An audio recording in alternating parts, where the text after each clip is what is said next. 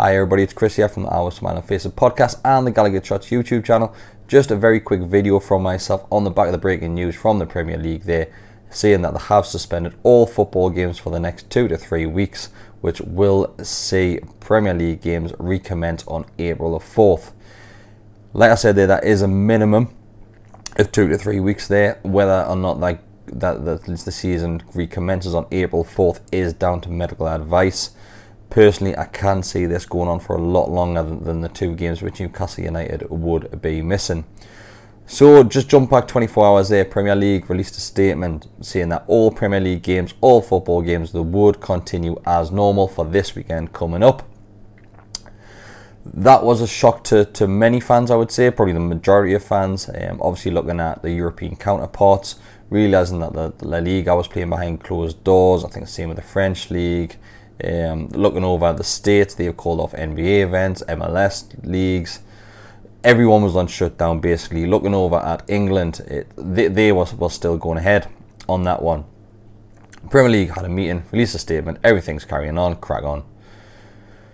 Like I said, everyone's a bit shocked, but we took it. A few fans dubious whether or not to go to the games, obviously on the back of the advice from it, NHS and likewise. Just 60 minutes after that press release was sent out to the media from the Premier League, Arsenal released a statement saying that their manager, Mikel Arteta, has tested positive for coronavirus. That's alongside the likes of Chelsea players, Everton players, handful of Leicester players being forced in self-isolation, which it made a whole mockery of the Premier League statement saying carry on as normal. Surely they knew that these tests were going on. They must have knew these players were in isolation. So I'm not sure whatever made them think it was a wise idea to carry on this weekend, but they made that decision. Like I said, an hour later, news breaks from Arsenal and likewise that there are major concerns with players, staff, coaching team, etc. So it was a tough one. Premier League had to go back, have another meeting, emergency meeting to readdress the whole situation again. Is it a case where maybe it was on the table to play games behind closed doors? What's the point of that when you've got players in self-isolation? You're not going to have your strongest teams out there. So to round it up there, the Premier League, they made a huge U-turn. They made the decision to stop all football within the next 3 weeks. Like I said, very minimum. That personally, from my point of view, that's a great decision. It stops fans even having the choice whether to go to the games or not, because you know as well as me that there'll be fans that feel a bit unwell, that are showing symptoms. It wouldn't stop them going to the match. Not having the match on, they don't have a choice, so they can't spread that if they do in fact have corona. So a wise decision by the Premier League, one which I can imagine they didn't want to make, but they were forced to do so.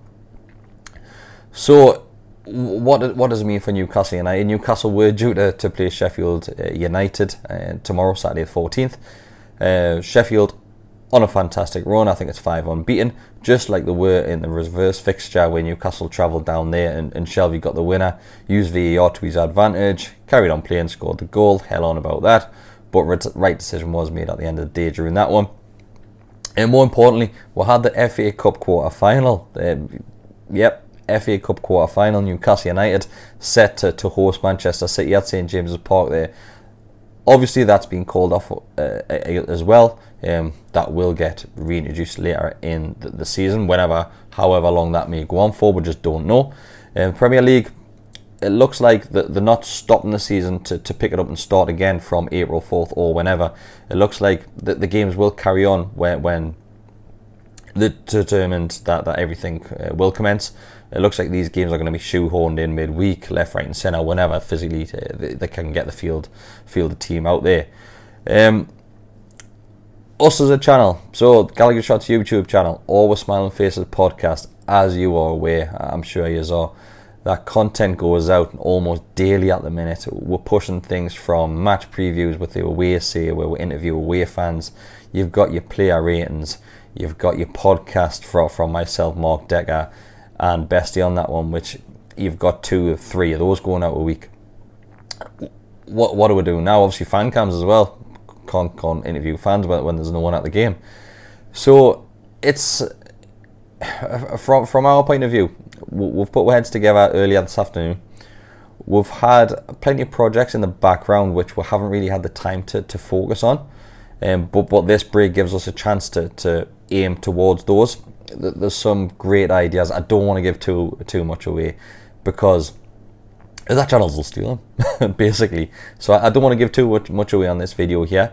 We're all going to carry on as a YouTube channel over the next 2-3 weeks. We do have plenty more content coming, content which I'm looking forward to, let's put it that way. And yeah, we'll take it from there. Hopefully it'll attract more viewers, more listeners to the podcast. A bit of different approach to things over here at GallowgateShots. So yeah, thanks for watching this one. Thanks for taking the time out of your day to check in.